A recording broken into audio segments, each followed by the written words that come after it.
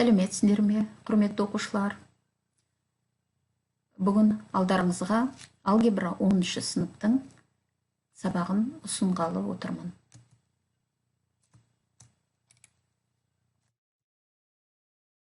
Бүгінгі таныстыратын тақырып қарапайым тригонометриялық теңдеулер және оларды шешу.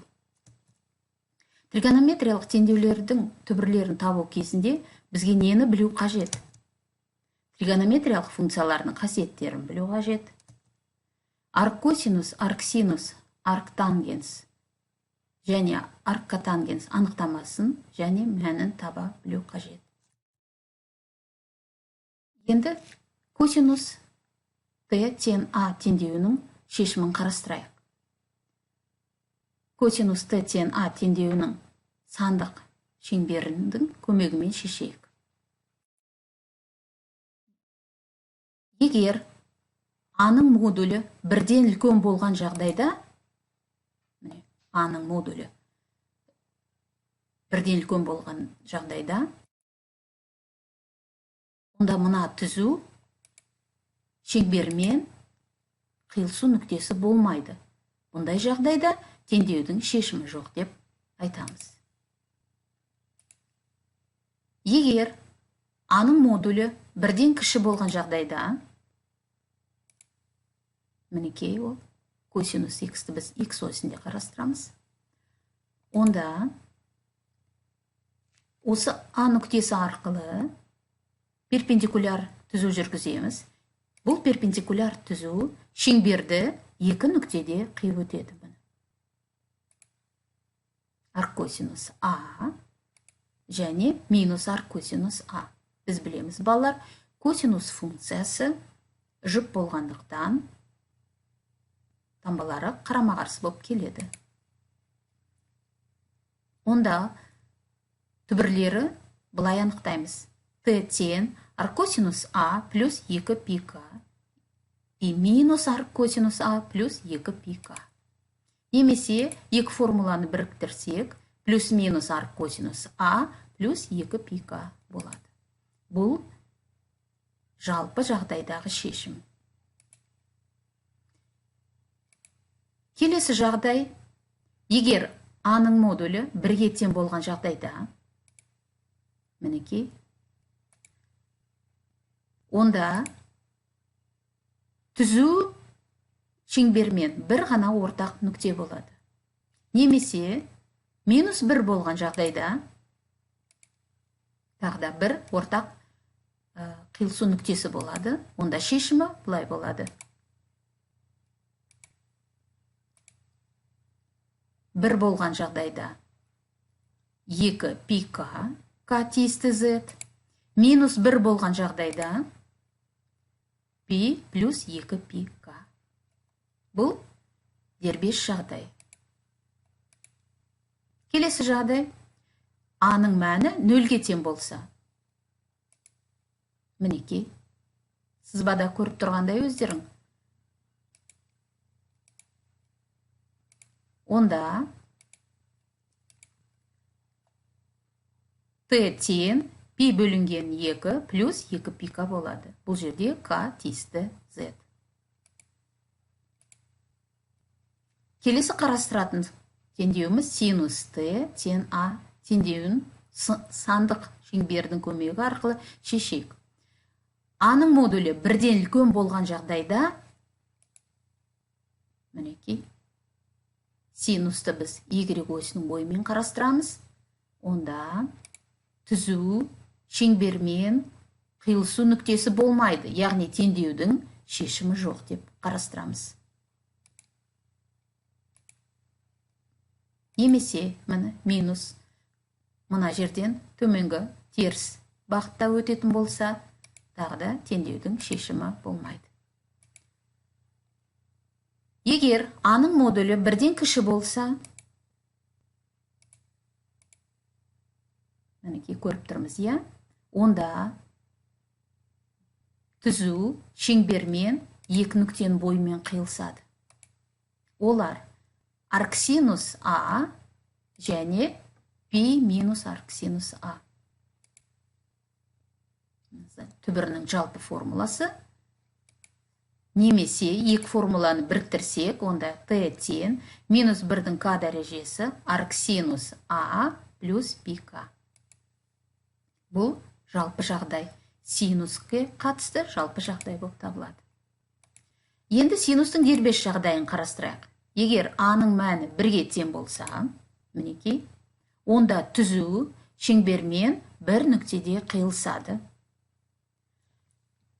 Және бір шешімі болады.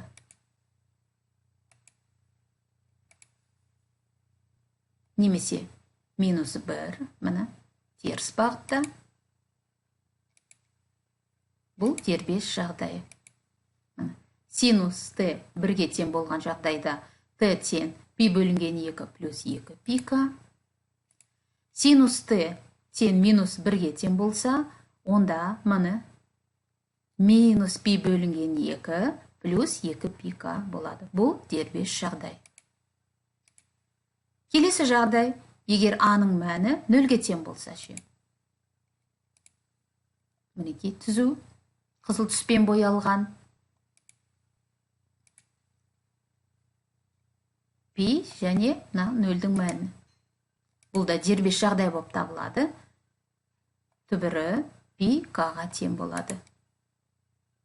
Келесі қарастыратын теңдеуіміз тангенс т тең а теңдеуін сандық шеңбердің көмегі арқылы шешейік. Міне, мына түзу тангенстің түзу болып табылады. А кез келген сан бола алады бұл жерде. Алдыңғы синус пен косинуске а шектеу болса, бұл жерде а кез келген сан.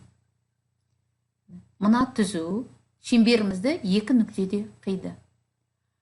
Яғни екі қиылысу нүктесі бар. Біреу арктангенс а, екіншісі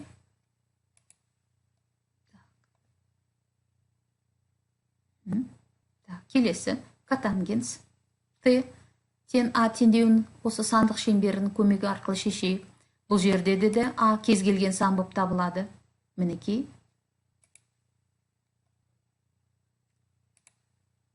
Түзу екі нүктеде қиып өтті, яғни ортақ шешімі бар. Арк котангенс а. Бұл да дербес жағдай болып табылады. Яғни т тең арк котангенс а плюс πk. Енді осы жоғарыда қарастырылған формулаларды біз мысалы ретінде қарастырайық. Мынандай теңдеу. Түбір асты 3 косинус x тең а теңдеуін шешейік. Теңдеудің екі жақ бөлігінде, екі жағында түбір асты 3-ке бөлеміз. Сонда түбір асты 3 пен қысқарып кетеді. Сол жағында косинус x қалады, оң жағында 2 бөлінген түбір асты 3. Енді қарайық. Мына оң жағындағы сан бірден үлкен болғандықтан, демек теңдеудің түбірі болмайды. Косинус жаңа анықтамасы бойынша а санының модулі бірден кіші болу керек. Ал бірден үлкен болған жағдайда шешімі болмайды. Яғни, мына теңдеудің түбірі жоқ деп есептейміз. Келесі есеп тангенс x тең түбір асты 3 теңдеуін шешейік. Шешуі бұл қарапайым теңдеу бірден формулаға саламыз. Яғни x тең арктангенс түбір асты 3 плюс πk. Арктангенс түбір асты 3-тің мәні π бөлінген 3. Яғни теңдеудің түбірі x тең π бөлінген 3 плюс πk к тиісті z. Келесі есеп котангенс x бөлінген 2 тең 1. Бұл жерде белгісіз x бөлінген 2. Яғни оның сол жағында қалдырамыз да. Оң жағына арк котангенс 1 плюс πk. Арк котангенс 1-дің мәні π бөлінген 4 болады.